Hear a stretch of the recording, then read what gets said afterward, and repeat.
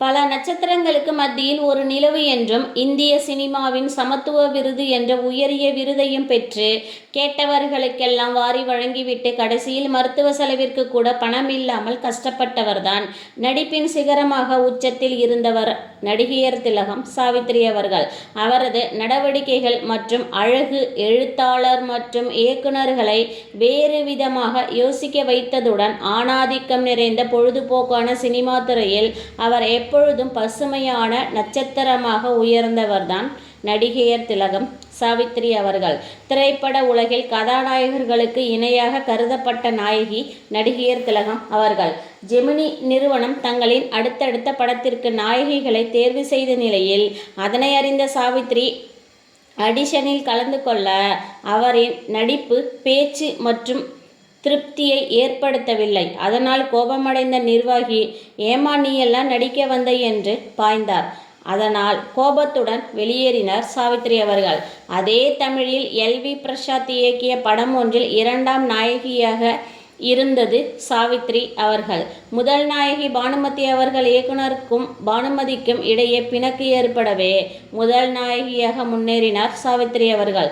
முன்பு ஒருவரால் துரத்தி அடிக்கப்பட்டார் அல்லவா, அவர்தான் இப்படத்தின் கதாநாயகன். படத்தின் பெயர் மிஸ்ஸியம்மா. நாயகன் ஜெமினி அவர்கள் அத்துடன் இல்லை. ஏமா நடிக்க வந்த என்று கேட்ட அவரே பின்னாளில் கணவனாகவும் மாறிப்போனார். அந்த ஒரே படத்தால் கோபுரத்தின் உச்சிக்கே சென்று விட்டார் சாவித்திரி அவர்கள். அடுத்தென்ன, பல வருடங்கள் தயாரிப்பாளர்கள் அனைவரும் சாவித்திரியை ஒப்பந்தம் செய்ய காத்திருந்தார்கள் வரிசையில். மிஸ்ஸியம்மா திரைப்படம் இருவரும் நடித்து கொண்டிருக்கும் பொழுதே சாவித்திரிக்கும் ஜெமினி மீது காதல் ஏற்பட்டது. அவமானப்படுத்தப்பட்ட ஜெமினியை திருமணம் செய்து கொண்டு 2 பிள்ளைகளுக்கு தாயானார் சாவித்திரி. குழந்தைகள் பெற்ற பிறகும் கூட திரைப்பட வாய்ப்புகள் குறையவே இல்லை. பணம், புகழ், அரண்மனை போன்று பார்த்து பார்த்து கட்டிய வீடு என்று அனைத்தும் சரியாகத்தான் போய்கொண்டே இருந்தது. தனிப்பெரும் ஆளுமையாக உருவெடுக்க தொடங்கிய நேரம் தனக்கென கதையை தானே திருத்திக் கொள்ளும் நட்சத்திரமாகவும் விளங்கினார் சாவித்திரி அவர்கள். தனிப்பெரும் ஆளுமையாக விளங்கிய மக்கள் திலகமும் நடிகர் திலகமும் திரையில் இரட்டை வேடம் ஏற்று நடிப்பதற்கு முன்பே 3 வேடங்களை ஏற்று நடித்தவர் சாவித்திரி. இவர் தமிழச்சி கைல்விழி என்றும் தெலுங்கு சினிமாவில் ராணி என்றும் பெருமைப்படுத்தப்படுகிறார்.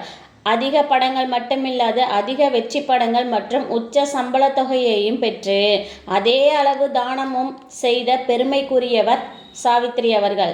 எப்படி ஒரு கதாபாத்திரமாக இருந்தாலும் வெகு இலகுவாக நடித்து அசத்திவிடும் திறமையை பெற்றவர் சாவித்திரி. தன்னுடன் நடிக்கும் சக கலைஞர்களின் அனைத்து நிகழ்வுகளிலும் கலந்து கொள்ளும் அளவு இரக்க குணம் உடையவர். அன்னப்பறவைக்கு பாலோடு தண்ணீர் கலந்து வைத்தாலும் அது பாலை மட்டும் அருந்தும் குணம் கொண்டது.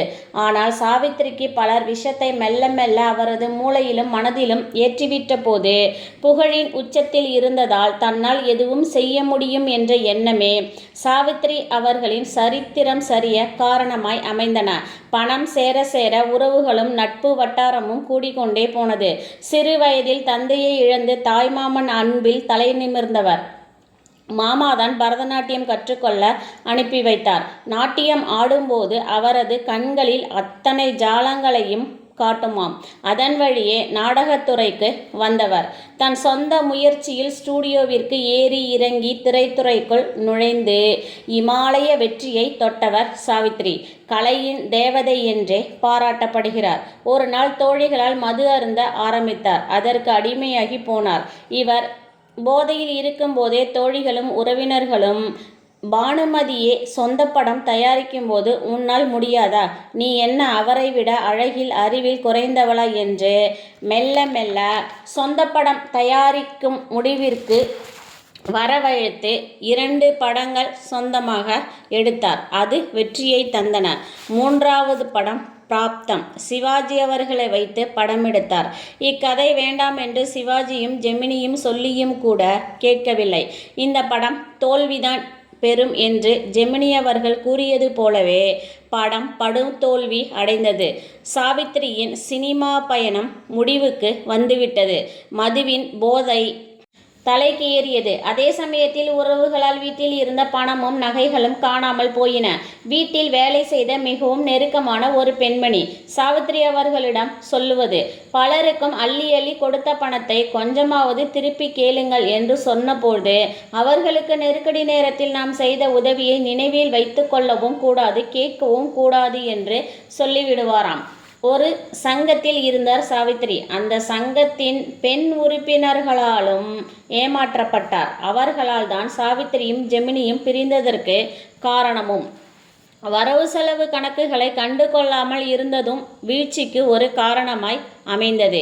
யார் வந்து கேட்டாலும் இல்லை என்று உதவி செய்த போது சொல்லாதவர்கள், பாராட்டாதவர்கள், அவர் தோல்வியடைந்த போது, நோயில் துவண்ட போது அவரை பலரும் திட்டி தீர்த்தனர்.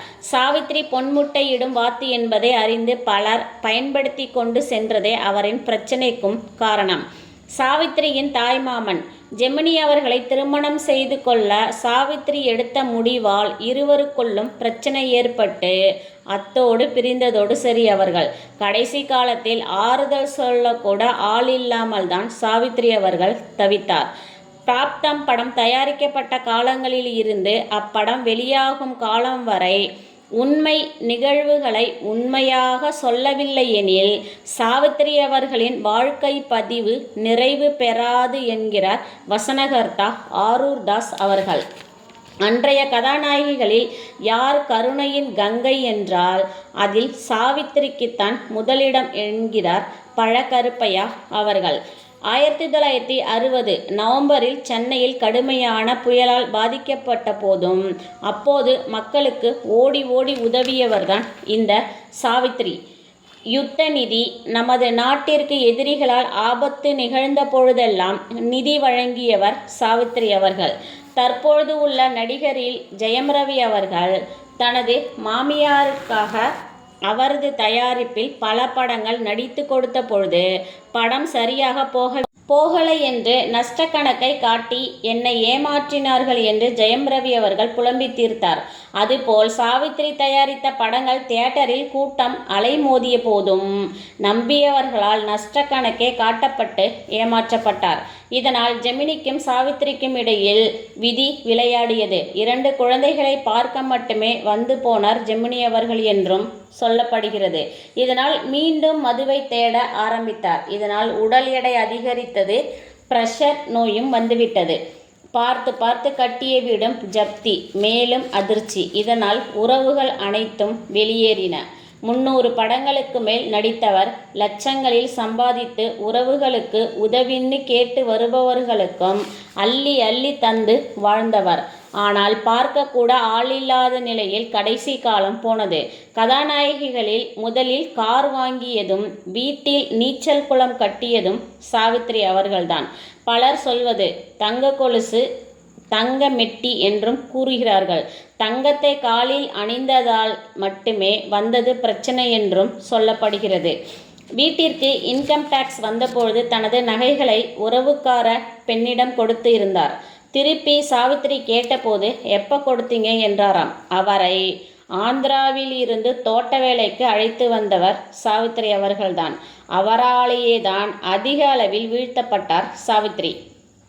இப்படி உறவுகளால் சுரண்டப்பட்டவர் சாவித்திரி அவர்கள். திருப்பி தருகிறேன் என்று சொல்லி வாங்கியவர்கள் கூட திருப்பி தரவே இல்லை. நிலை மோசமாகி போய்கொண்டே இருந்தது. என்ன யோசித்தாரோ என்று தெரியவில்லை. மகள் சாமுண்டீஸ்வருக்கு 16 வயதிலேயே திருமணத்தை நடத்தி வைத்து விட்டார் தனது உறவுக்கார பையனுக்கு. அப்பொழுதும் கணவரான ஜெமினி அவர்கள் வெளிநாட்டில் இருந்தார். ஜெமினியின் முதல் மனைவி பாப்ஜி தான் திருமணத்தை முன்னின்று சிறப்பாக நடத்தி வைத்தாராம். என் மகள் என்று எந்த உறவையும் கொண்டாடாமல் பாபுஜிக்கே அனைத்து உரிமையும் தந்து தள்ளி நின்று வாழ்த்தினாராம் சாவித்திரி அவர்கள். சங்கு சுட்டாலும் வெண்மை தரும் என்பது போல் இருவருக்கும் அவ்வளவு நல்ல மனசு. பாசமலர், களத்தூர் கண்ணம்மா, திருவிளையாடல், கந்தன் கருணை, பாவம் மன்னிப்பு, நவராத்திரி, படித்தால் மட்டும் போதுமா போன்ற எண்ணற்ற காவியங்கள் சாவித்திரி அவர்களின் நடிப்பில் விளைந்தன. 1000ல் ஒருத்திதான் இந்த சாவித்திரி என்கிறார்கள் திரை வட்டாரத்தில் இன்றும். தயாரிப்பு என்ற ஒன்று மட்டுமே சாவித்திரியை வீழ்த்திய ஆயுதமாக மாறிப்போனது.